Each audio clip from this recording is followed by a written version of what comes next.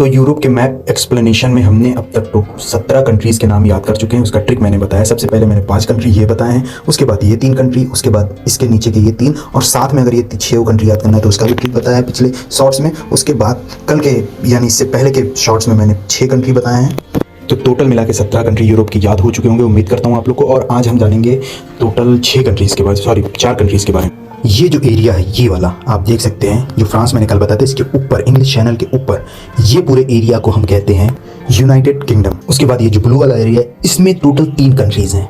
ये जो सबसे ऊपर वाला एरिया है इसको हम स्कॉटलैंड कहते हैं। आप जो क्रिकेट बहुत ज़्यादा पसंद करते हैं देखते हैं वो जानते होंगे, स्कॉटलैंड एक कंट्री है जिसके टीम मैच भी खेलती है। उसके बाद स्कॉटलैंड के बाद आता है इंग्लैंड, जिसका कैपिटल है लंदन, और ये पूरा इतना एरिया कवर करता है। यहीं से ब्रिटिशर आए थे और यही वो कंट्री है जिसने पूरे दुनिया को गुलाम बनाया। कभी वो इंडिया में थे, इंडिया में 1947 से भागे, तो कभी इंडोनेशिया से, कभी वियतनाम से, साउथ अफ्रीका से, नॉर्थ अमेरिका, साउथ अमेरिका, हर जगह ही गए।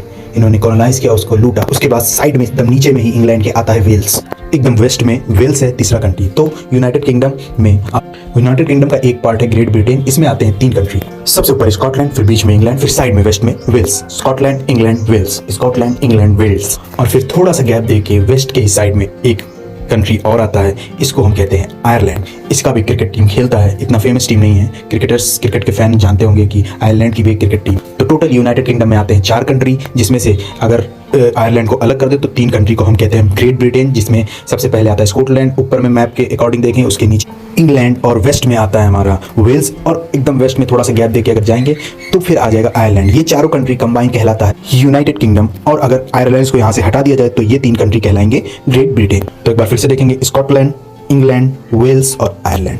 उम्मीद करता हूँ अगले शॉर्ट आने तक आप इस 4 कंट्रीज़ को याद कर लेंगे और चैनल को सब्सक्राइब कर लीजिए ज़रूर।